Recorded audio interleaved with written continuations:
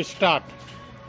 सभापति महोदय, सरकार इस स्थिति में नहीं आई है कि वह कह सके कि देश में काला धन नहीं है।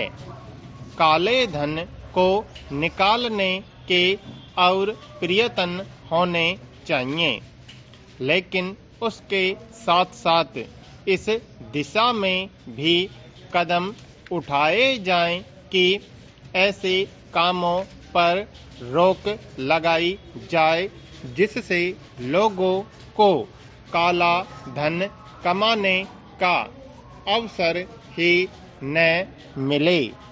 आज हमारे देश के विभिन्न प्रदेशों और क्षेत्रों की स्थिति में बड़ा अंतर है। इस अंतर को समाप्त किया जाना चाहिए। मुझे आशा है कि वित्त मंत्री महोदय मेरे इन सुझावों पर अवश्य ध्यान देंगे।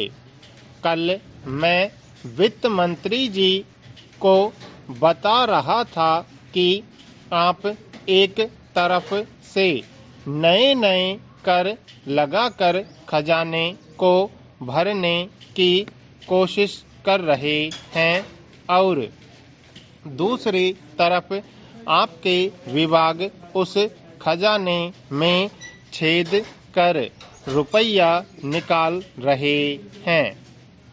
इस तरफ उनका ध्यान जाना चाहिए। मैंने इस संबंध में एक उदाहरण दिया था कि एक लंबी चौड़ी सड़क पर एक ही तरह का काम होने वाला था। एक ठेकेदार ने 4 लाख रुपए प्रति मील और दूसरे ठेकेदार ने 10 लाख रुपए प्रति मील के हिसाब से रुपया मांगा। जब मंत्री महोदय के सामने यह चीज लाई गई तो इस बात की जांच हुई जिसमें कुछ करोड़ रुपयों की बचत हुई है। अगर सब मामलों की जांच हो जाती तो कई करोड़ रुपयों की बचत हो सकती थी। जैसा कल मैंने वित्त मंत्री जी से कहा, उन्होंने 2 करोड़ रुपए की छूट करों में देकर हम पर एहसान लाद दिया, लेकिन मैं तो आपका कई करोड़ रुपयों का लाभ करा रहा हूँ। आप इसकी जांच कराइए और देखिए कि कैसी लूट हो रही है।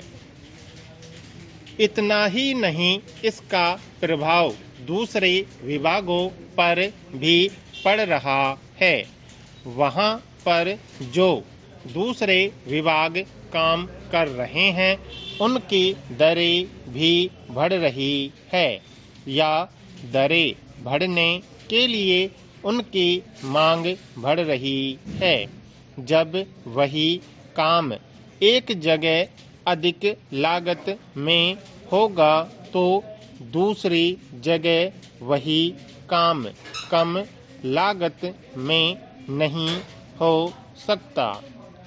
इसलिए या तो वह चोरी करेगा या दर बढ़वाएगा।